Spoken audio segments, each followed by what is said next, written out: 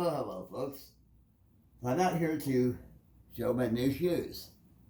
Have some the Doc Martens. The doctor is in the house indeed. Got some boots and some shoes, and had a wonderful experience doing so. Went to the Doc Marten store at 2 Northwest Burnside in Portland, Oregon, and Jay was my salesman. Wonderful guy, wonderful experience. My first pairs of Docs. He said they're like Pringles, but I know he meant Lay's, that you can't just have one. And I said, well, good. Then I'm already starting off good because I got two. And I kind of thought it was interesting too that this bag here happens to house just enough, it's slender enough, and they expect you to buy 2 pairs of shoes. So look at the shape of that bag, and there are 2 pairs in here. And we're going to go ahead and get into these. Now I've already gotten into them, and he's already helped lace them up. And I also took advantage of buying the different the ointments or different things that go with it to treat them. The Wonder Balsam for treating the leather nicely, and for some wax to water resist it, which is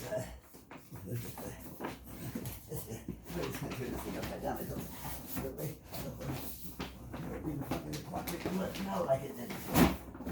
Not exactly. All right. There these shoes. So we got 1 pair here and 1 pair here. So what we're gonna do is we're gonna start with what everybody sort of knows, kind of, sort of, but not really. We're gonna start with the standard. What would there would be the 1460, which is I think everybody's probably familiar with the 1460 boot. They probably go up to like 10 or 12 eyes. What I have is a pair of 8 eyes, and they are these are called the Twin Zip. So these are the 1460 Twin Zip boot with size 9 US, and there actually would be a 8 in women's and a 9 in men's. They are actually marketed originally as a woman's shoe or boot, and they only go up to a size 10 in men's. And I actually, my caregiver, Linda, kind of spied them and I went, yeah, those are exactly the kind of shoes I want. And I said, they look like they might be women's shoes too, so I can live with that. And he said, well, yeah, that's actually the case. So then I bought the, like I said, I bought the balsam and the wax, and there are some videos on how to apply that online, so I'll deal with that. The wonderful experience, the shoes I'm wearing right now are actually a pair of Dockers that I bought on Amazon. I had to pay a couple of different places for the privilege of trying on their shoes just to find out they didn't fit right before I got these. And they don't make them anymore, and I had them like a year or two, and they've held up really well actually. They're not very water resistant at all around the sole and stuff but they've held up, and they've done really good for a little work shoe, and they're not terribly chunky, but they've got a nice sole to them, and they have neoprene in the inside. So they're a comfy little shoe, but as you can see, I really like the idea of being able to slip out of my shoes and not having to mess with the laces thing if I can help it. I've had to bug out during a fire, and that makes a big difference. So we're going to get into the first one. Getting into is the 1460. I'm going to try the left shoe. This zipper has an insert that pops out. That pops out. That you take it out. This zipper can pop out of here and be taken out through your laces. It's actually an extra. It's behind in front of the tongue. So when you zip this down, you'll see that the laces are all down in here, and I'm not going to really mess with them too much because they got laced up nicely. But the option is, it doesn't change the size of the boot because, well, it kind of does, because the zipper is going to have a little bit more width right there. Well, actually, I guess not. No, so it really doesn't change.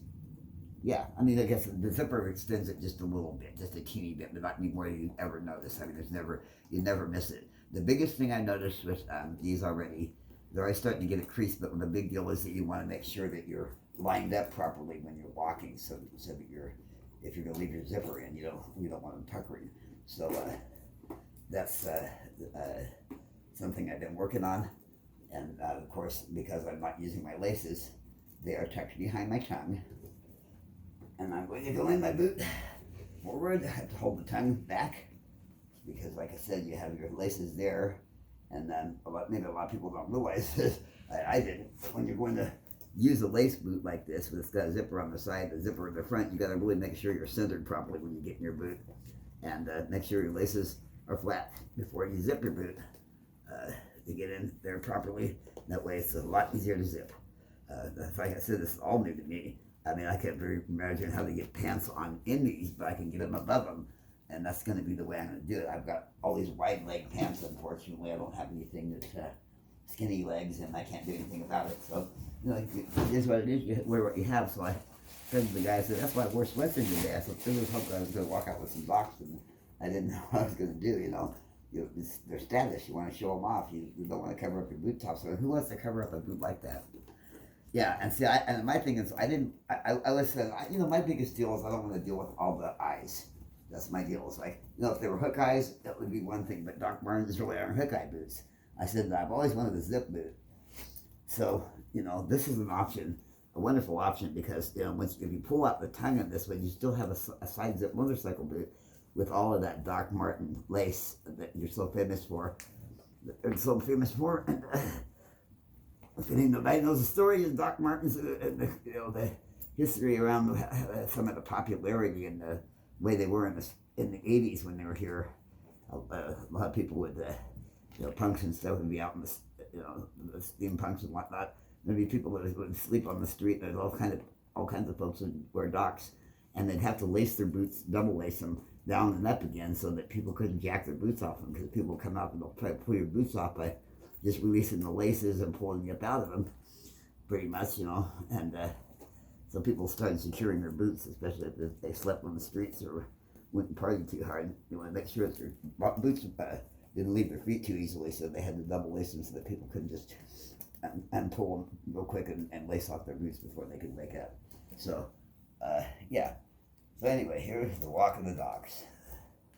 Oh gosh, comfortable, quiet. Just wonderful, wonderful boots. I'm just in heaven. If you live in the Northwest, I can not expect to, be stepping through great big bunches of rain. I didn't buy the patent leather that has a lot more waterproofing, but I certainly did invest in something good enough that I can take care of the waxing of them and deal with it that way. And so we're going to do that. So then we're going to go on to the 1461. When I went in to the store, it was a wonderful experience. Like I said, and Jay, the fellow who helped me, I said, well, I did some homework. I'm looking at 1460s, and I'd like to get some zip boots, but I don't know how, what kind of option. I'm looking for some shoes as well, but I kind of want a half boot. He said, well, I really appreciate that you've done some homework on that. So, God, he smells so good. Okay, so now we're on to it's still got tags in the inside. Oh, just leave them there until they were off. Got little tags inside the ankles still. Just don't let them stay. Just let it rub off. Now, we're on to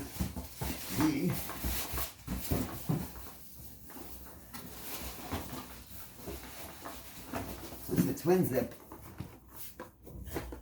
1461 work shoe. Again, marketed for women primarily. These actually, surprisingly enough, the sole of them feels like they're heavy. The heaviest part of them is the sole. And I mean, even though the zippers up here, the same hardware and lacing is like, no more of the weight is back here in the sole and the heel. It's the predominance of the shoe weight is here.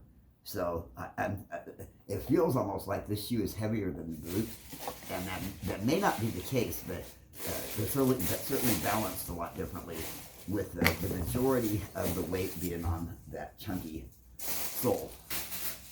And this again is the Twin Zip, and these laces have already been set, and I've had to bug out real quick during a fire, and I think that these slip-in shoes and stuff you can throw in the washer, but it's not going to be terribly durable when you want to go somewhere. But a pair like this, you take that back rivet. One of the things I just noticed, there's a back rivet back here, and that rivet in my opinion, and I believe this is probably solid fact because I just did it. When I went to slip my heel in here, I think that's more than status. When I went to slip my heel in, it didn't collapse the heel very much, so that rivet probably helps to hold it in the back of the shoe so that you can put your foot in there. And these are, again, a very, very small shoe. They're laced up pretty tightly. And when we first tried this, it was a size men's 10, which it really swung around on me, and I said, I don't even want to try this, you know. So we went to these, and they were women's 8 or men's 9. And these particular shoes were nursing and police type shoes. I totally see that. So these 1461. Oh my gosh.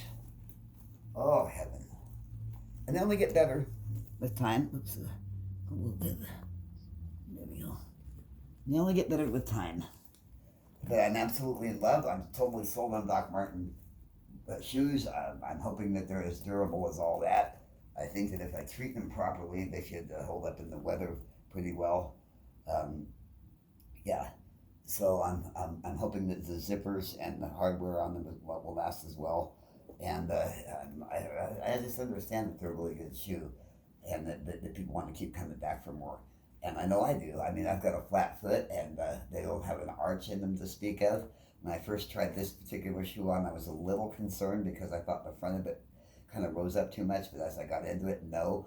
And these are not going to probably crease nearly as much. Oh yeah, they're starting to crease a little bit, but these aren't going to crease nearly as much.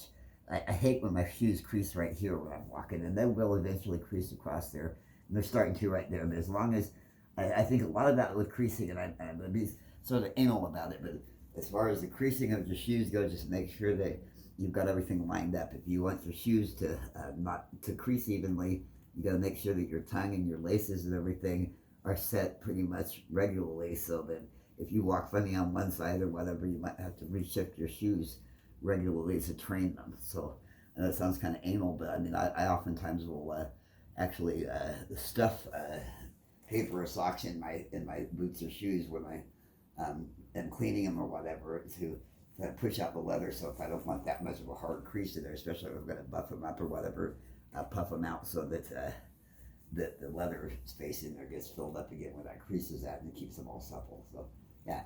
Anyway, the 1461 has a nice sound. Just a little bit of a flap. It's not terribly rattling, but you can hear the zippers kind of clack. And gosh, yeah, I don't know what's going to happen. Tomorrow's going to rain. I think we'll have to wear the motorcycle jacket with the 1460s and a pair of black sweats and a black sweatshirt with a cap and long duster. Oh no, not long duster. Sorry, I wouldn't wear it. But yeah, the kind of clothes I got right now, so that works. 1461s, $140, total sell. In your face. The doctor is there.